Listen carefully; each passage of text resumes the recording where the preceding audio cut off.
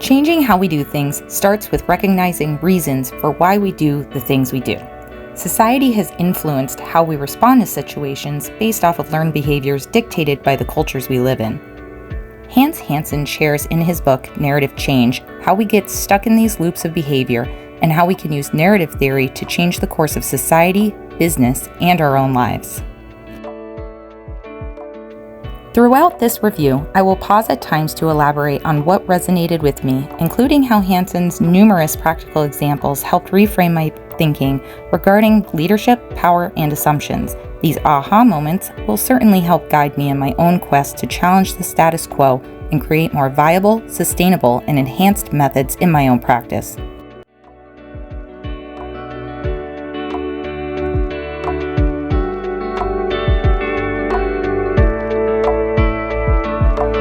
Hansen describes his first successful application of narrative theory as he worked with a team to fight the death penalty in Texas. To fully understand the changes, it's important to understand what was going on before. At the time, when the defendant went up against capital murder charges, there were two outcomes: life in prison or death. Capital trials have two parts: the trial itself to determine guilt or innocence, and then a sentencing hearing which determines whether the defendant lives or dies. As Hansen himself learned how things worked in the legal world, he realized quickly that there were different ways to do things, but the process was being done as it always had before for no other reason than just that. It's just the way it's always been done. Narratives guide our behaviors, but they also control us, confining us to do things we think are appropriate in a particular situation. Narratives are stories, and they become the scripts to our lives. Examples Hansen uses include first dates and job interviews. When we think of a first date, it's easy to think of just going to dinner and a movie. For a job interview, we can picture the employer asking us questions related to our ability to do the job and the interviewee asking questions about the job itself. Even if we've never been on a first date or job interview, we gather this is how things go because of what we have been exposed to on television or stories from others. Where do stories come from? We as a society created them. It became the script over time of how to do things. It worked. The story was repeated, and it became the go-to way. Why fix something that isn't broken? The problem here is not only are systems broken, but those who recreate the same continuous narratives do not see why they are. The death penalty in Texas was supposed to be based on the heinous nature of the crime, but it really related to race and socioeconomics. Hansen explained defense attorneys were by no means incentivized monetarily to take on these cases. It came with a flat rate, which typically meant less time spent on these very important cases. The first step in implementing change required a team to be built, which solely focused on death penalty cases. Hansen was brought on to help with the next part, how to navigate the broken system to keep more people off death row. The power was in the new narrative they would apply.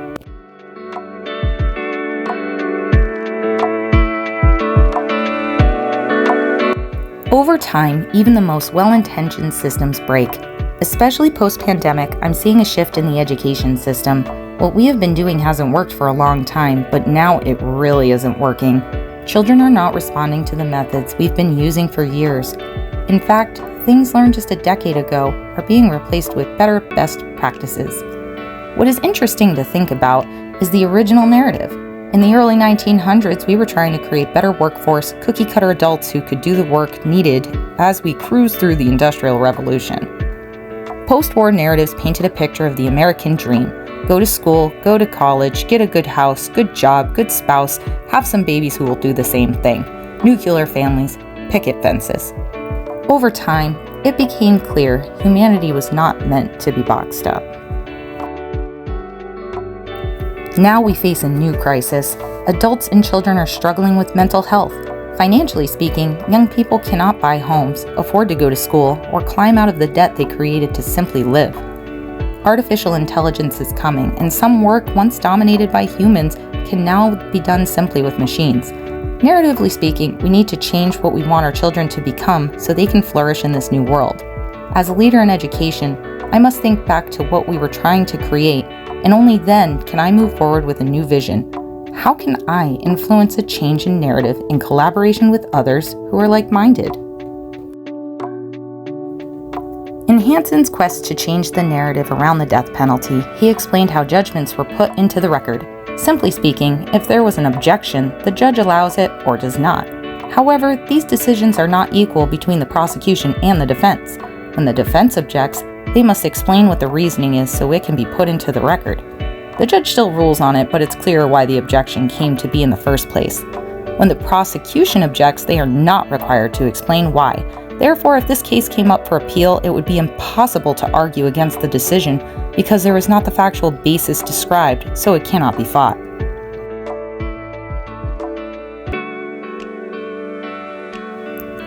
Hanson's team decided to perfect the narrative by asking the ruling to be put into writing every time an objection was upheld on the side of the prosecution. The judge would then have to go back and put into words why they ruled the way they did, so it could be included in the record.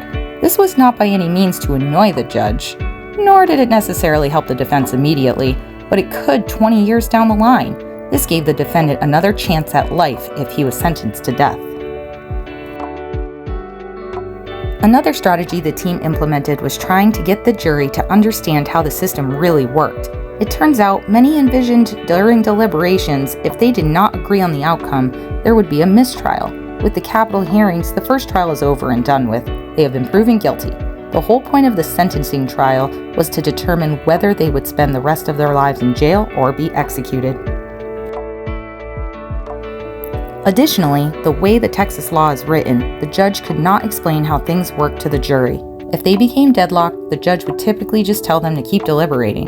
They could not explain that if they all couldn't agree, the defendant would just go to jail forever. The team tried to get folks to understand this during jury selection. When the time would come for deliberations, jurors would not be as intimidated by others if they did not agree on the death penalty. More people understood the defendant was guilty either way, and their decisions would not influence his release. Slowly, more cases led to life without parole rather than death row.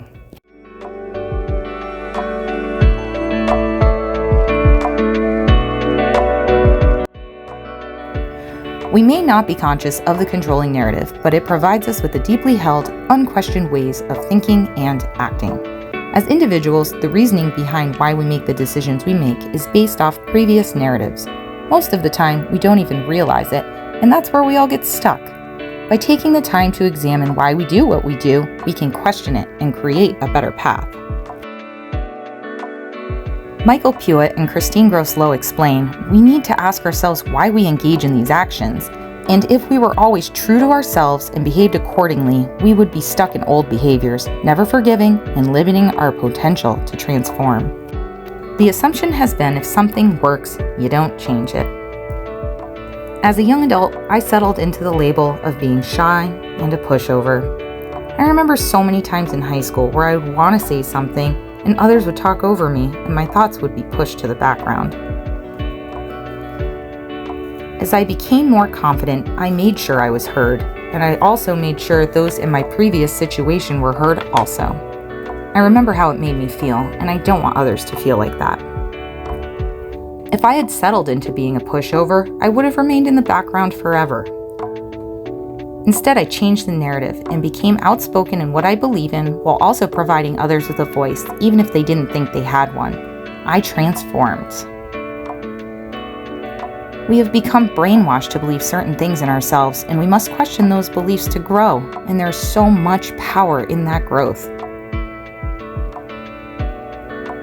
The most difficult part of change is creating and enacting a new narrative and achieving space inside people's cognitive and normative frameworks. The first thing we do in any situation is search our mind for a narrative to guide us through the situation. Hanson describes 4 modes of narrative reenactment. Unconscious enactment, we aren't even thinking about it. It's the same as we have done before. This will ultimately lead to reconstruction. We go on autopilot. We do what has always been done. The other way to go is conscious enactment, where we understand what we are doing and we are aware of the narrative. This leads us to intentional reconstruction, where we're going to follow through with the narrative. This action will cause it to become more institutionalized, and if we like it, we'll do it again under other similar circumstances. But what if something has never been done before? Hansen uses an example he used in his college class. He asked the group if they took apart a table, what else could they make using the same parts? It was difficult for the students initially to think about because all they've ever seen is the parts made up as a table and nothing else. Even the answers started coming, they were still creating furniture. No one suggested a bridge or surfboard. This is because it takes time and thought to create a new narrative from scratch. Our brains take the easiest route towards familiarity. Doing something new takes risk. When change is hard and you are leading the change, you might expect some pain and suffering. It is not news to recognize that change can be difficult, consuming, and exhausting, but it is always rewarding. Hansen outlines how to create narrative change in an organization. 1. Create a highly coordinated team. 2. Team members are empowered to act intelligently. 3. Individuals improvise flexibly, quickly, and proactively. 4. A free thinking space is created that enables change. And 5. Shared understanding creates a strong culture. The last one I've seen in action.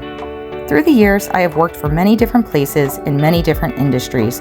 The most productive environments I worked in had a team who followed a clear mission and understood their role in the bigger picture. When people have nothing to work towards or do not understand their place in the grand scheme of things, they will leave to find that place. Hansen also explains you do not have to work for an organization to enact narrative change model. Having a personal leadership narrative to go by aids their decision-making at work, empowers them to act, and gives them confidence in doing so. However, it is important to ensure you can stand by your narrative even when things get hard.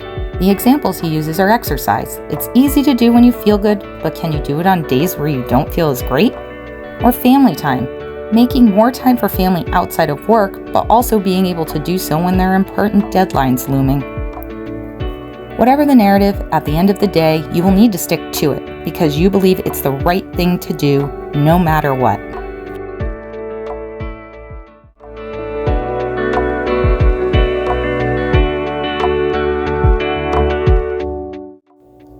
In my leadership role, I have been asking why for a long time. Why are we telling children to stop climbing up the slide? Why can't they drive cars on the grass? Why do you put a paper towel on the changing table to signify it's clean? The reason I ask why is to help others escape the current narrative loop they are stuck in. They are there because that is the way things have always been done, but it is not the way things have to be. Although changing the narrative is what Hansen focuses on, understanding the current reasoning for the way things are done is just as important. There is nothing wrong with keeping the same narrative, but if there's a better way of doing things, why would we not at least consider it? How do we know why things are done if we just don't think about it? Autopilot can be dangerous. We have seen this especially with systemic problems society has held on to forever because it's easier to do the same thing. But the same thing is not the right thing. Enacting the narrative change model is especially important in these circumstances. With enough thought and consideration, we can change how things are done for the better. We can create better systems. We can make better practices go viral. We can change the world.